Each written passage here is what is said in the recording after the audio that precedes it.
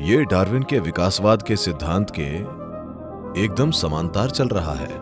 ये 15,000 साल पहले है। विकासवादी स्मृति तय कर रही है कि आप सिर्फ मानव रूप धारण कर सकते हैं। तो उन्होंने अपनी विकास मूलक स्मृति की ओर देखा और कहा, पहले हम मछली थे। वे ये भी कहते हैं, जब तक सौर मंडल में कोई महत्वपूर्ण बदलाव ना हो, आप शारीरिक रूप से उन्नत नहीं हो सकते।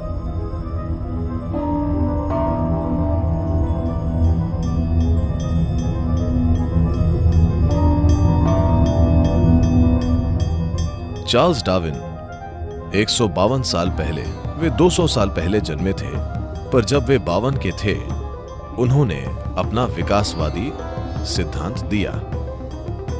15,000 साल पहले आदियोगी ने यह कहा था। मैं चाहता हूं कि आप इसकी ओर ध्यान से देखें। क्या आप डार्विन के विकासवादी सिद्धांत के बारे में कुछ जानते हैं? नहीं, सिर्फ इस तथ्य के बारे में नहीं कि पहले आप बंदर थे, सिर्फ वो नहीं, कुछ और।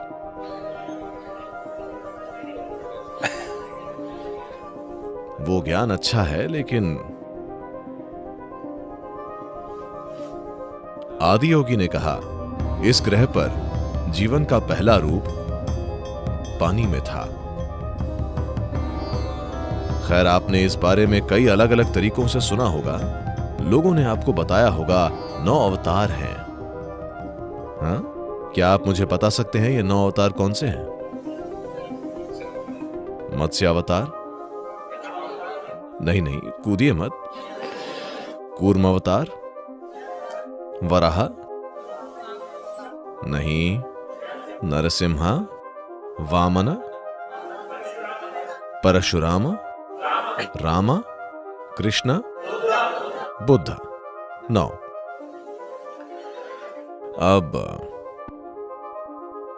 आपको यह समझना चाहिए, इस समय लोग इन नामों को व्यक्तियों के रूप में देखने लगे हैं। इनकी ओर गुणों के रूप में देखिए। जीवन का पहला रूप मछली थी। डार्विन भी सहमत हैं, यह पानी में था।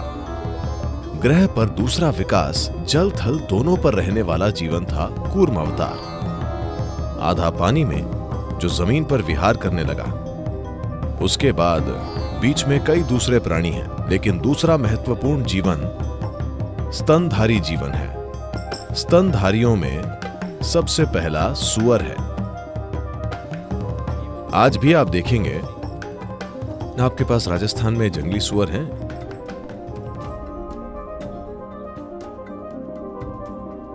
आप पाएंगे कि सभी जानवरों में जंगली सुअर या सुअर सबसे ज्यादा भौतिक प्राणी है। उन अर्थों में कि यह अपने शरीर में इतनी गहराई से जमा हुआ है कि अगर लोग किसी जंगली सुअर के शिकार के लिए जाते हैं तो वे उसे आसानी से नहीं मार पाएंगे। हम जहां हैं, हम वर्षा वनों के पास में हैं। यहां कबायली गांव हैं। ये बच्चे जो स्कूल जाते हैं, मैं 10-12 साल के लड़कों की बात कर रहा हूं, जब वे वापस आते हैं, अगर उन्हें कोई हिरण दिखाई देता है तो वे छड़ी उठा लेते हैं। वे यूं ही कहीं से छड़ी उठा लेंगे, हिरण पर हमला करेंगे और उसे मार देंगे। मैं कह रहा हूं कि स्कूल के लड़के बस एक लकड़ी से, दूसरे स्तनधारी इस तरह से बने हैं। आप भी, आपके सिर पर एक आघात और आप मर जाएंगे। पर एक जंगली सुअर इस तरह नहीं होता। ये आसानी से नहीं मरता, क्योंकि भौतिकता में इसकी जड़ें बहुत गहरी होती हैं। आज भी अगर आप किसी को शरीर से बहुत जुड़ा हुआ देखते हैं तो आप कहते हैं वो सुअर जैसा है, नहीं? क्योंकि Pig represents excessive physicality. सुअर बहुत ज्यादा भौतिकता को दर्शाते हैं। तो वे जिस पहले स्तनधारी का वर्णन करते हैं वो एक सुअर है। अगला क्या है? नरसिम्हा, आधा मनुष्य आधा पशु। अगला है वामन, एक बौना मनुष्य। उससे अगला एक पूर्ण विकसित मनुष्य है जो परशुरामा है, लेकिन भावनात्मक रूप से अस्थिर है। इतने अस्थिर कि उन्होंने अपनी ही मां का सिर काट दिया। अगले हैं राम, एक शांत मनुष्य। अगले कृष्ण हैं, एक प्रेम पूर्वक मनुष्य। उससे अगले बुद्ध हैं, एक ध्यानशील मनुष्य। उससे अगले को एक रहस्यवादी मनुष्य होना है। हर कोई दावा कर रहा है वो मैं हूं, वो मैं हूं, वो मैं हूं। आपको समझना चाहिए, ये कोई व्यक्ति नहीं है, ये लोग सिर्फ उन गुणों के प्रतिनिधि हैं जिनकी हम बात कर रहे हैं। तो जीवन इस तरह विकसित हुआ। मेरा विश्वास कीजिए, ये डार्विन के विकासवाद के सिद्धांत के एकदम समांतर चल रहा है। ये 15,000 साल पहले है। उन्होंने गलापागोस द्वीप पर जाकर चीजों को माइक्रोस्कोप में नहीं देखा। वे अपनी आंखें बंद करके बैठे और देखा कि अगर आप इसमें पर्याप्त गहराई तक जाते हैं तो इसमें एक विकास मूलक स्मृति है। अगर कोई विकास मूलक स्मृति नहीं होती, मान लीजिए आप एक पुरुष हैं और आप एक तरबूज खाते हैं, कुछ समय बाद ये एक मनुष्य बन जाता है। हाँ, अब आप एक स्त्री हैं, अगर आप तरबूज खाती हैं तो ये स्त्री बन जाएगा। अगर एक गाय तरबूज खाती है तो ये गाय बन जाता है। ऐसा इसलिए हो रहा है There is something called as evolutionary memory. क्योंकि यहाँ विकास मूलक स्मृति और जेनेटिक स्मृति नाम की कोई चीज है। विकास मूलक स्मृति निर्धारित कर रही है कि आप सिर्फ मनुष्य रूप लें। अचानक आपने एक स्मार्ट तरबूज खाया और आप कंफ्यूज्ड हो गए और एक गाय बन गए, ऐसी चीज कभी नहीं होगी, ठीक है। और जेनेटिक स्मृति है जो साफ साफ कहती है ये एक स्त्री का शरीर है, आप जो चाहे खाइए, ये केवल एक स्त्री ही बनेगा, पुरुष नहीं। क्योंकि जेनेटिक स्मृति ज्यों की त्यों है। यही कारण है कि लोग जेनेटिक इंजीनियरिंग के खिलाफ जूझ रहे हैं। पहले आप पेड़ पौधों से छेड़छाड़ करते हैं और फिर जानवरों के साथ, फिर ये आप तक आ जाएगा। तब आपको नहीं पता होगा, अगर वे कोई गलती करते हैं तो आप फिर से आधे मनुष्य और आधे पशु बन जाएंगे। हमें नहीं पता क्या होगा। तो जेनेटिक इंजीनियरिंग के लिए यही प्रतिरोध है, क्योंकि जब आप बुनियादी सामग्री के साथ छेड़छाड़ करने लगते हैं तो आपको नहीं पता है कि क्या होगा, क्योंकि हमने इसे पूरी तरह नहीं समझा है। तो उन्होंने अपनी विकास मूलक स्मृति को देखा और वे कहते हैं पहले हम मछली थे, फिर हम ये थे, ये सभी 9 चीजें, और अब आप यहाँ हैं। अब जबकि आप यहाँ हैं, आपने ये मनुष्य रूप लिया है। अगर आप यहाँ से विकसित होना चाहते हैं तो आप सिर्फ सचेतन रूप से विकसित हो सकते हैं। आपका शारीरिक विकास पूरा हो चुका है। इसके लिए एक पूरा गणित है कि क्यों आपका शारीरिक विकास पूरा हो चुका है। इसके बहुत से पहलू हैं। मैं गणित में नहीं जाऊंगा। कुछ महिलाओं ने इनकार से सिर हिलाया है, नहीं, हमें गणित नहीं चाहिए। लेकिन गणित के बिना कोई रहस्यवाद नहीं है। To put it very simply, इसे बहुत सरलता से कहें तो आप अभी जो हैं उसकी प्रकृति स्मृति का एक परिणाम, उसका एक जटिल मिश्रण है। आपकी विभिन्न स्मृतियों का मेल। आपका इस तरह का शरीर विकास मूलक और जेनेटिक स्मृति के कारण है। आपको ये पसंद है, वो पसंद नहीं है, ये अचेतन, अवचेतन, कार्मिक और दूसरी तरह की स्मृतियों के विभिन्न स्तरों के कारण है। आपकी पसंद नापसंद पर ज्यादातर आपका कोई कंट्रोल नहीं है। उससे ऊपर उठने के लिए आपको कठिन प्रयास करना होगा, क्योंकि स्मृति आपके बारे में सब कुछ तय कर रही है। इसलिए जब हम विकास कहते हैं, एक तरह से हम स्मृति के खेल और अनुभव के निर्माण और विभिन्न स्तरों पर इसके विकसित होने के बारे में बात कर रहे हैं।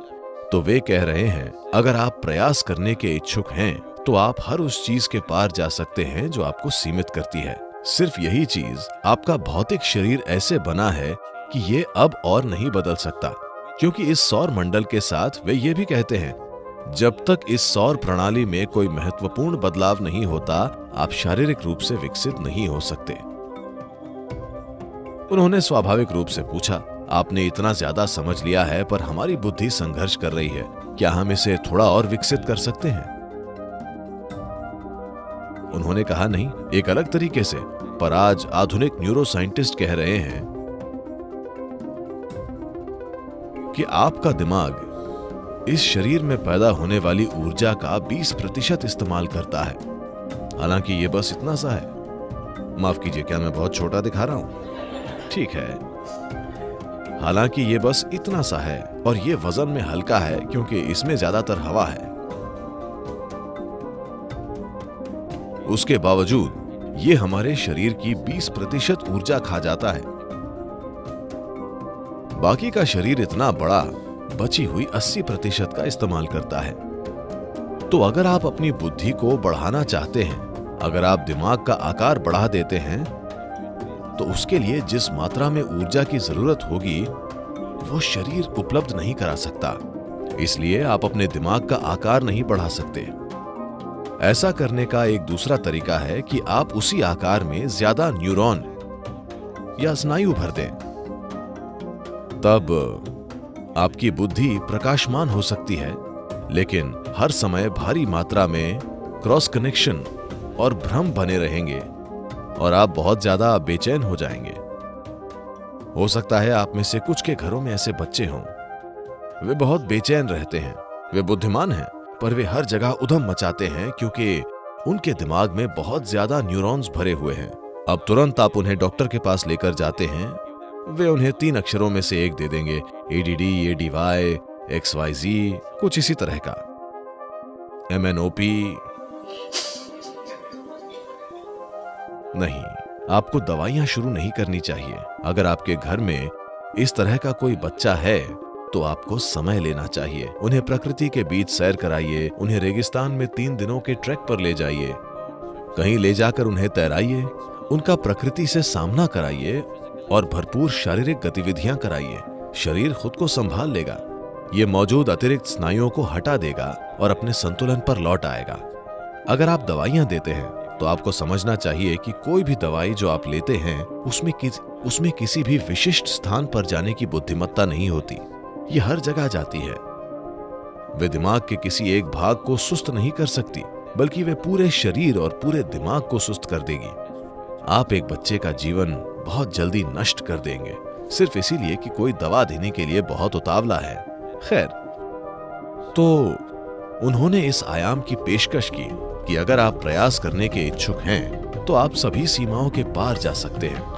प्रकृति ने हमारे लिए जो भी सीमाएं निर्धारित की हैं, अगर आप प्रयास करने के इच्छुक हैं तो उनमें से हर एक को पार किया जा सकता है।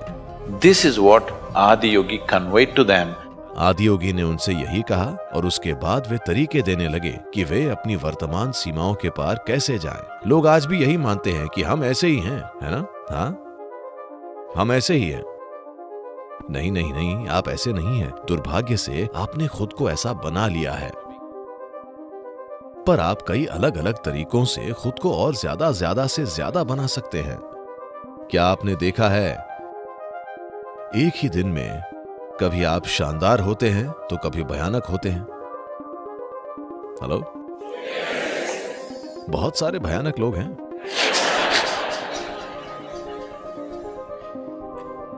तो मैं कह रहा हूं, आपको हमेशा लगता है कि आपके साथ ऐसा हुआ। नहीं नहीं, आप खुद को अद्भुत बना सकते हैं, आप खुद को भयानक बना सकते हैं, है ना? तो आप सीमाओं में हो सकते हैं, आप सीमाओं से परे हो सकते हैं। तो पहली बार वे इसे मानवता तक लेकर आए और उसके बाद उन्होंने बताया कि कैसे समय के साथ प्रयास से इस ग्रह पर हर प्राणी अपनी सीमाओं के पार विकसित हुआ है। या दूसरे शब्दों में, उन्होंने 15,000 साल पहले विकासवाद का सिद्धांत दिया।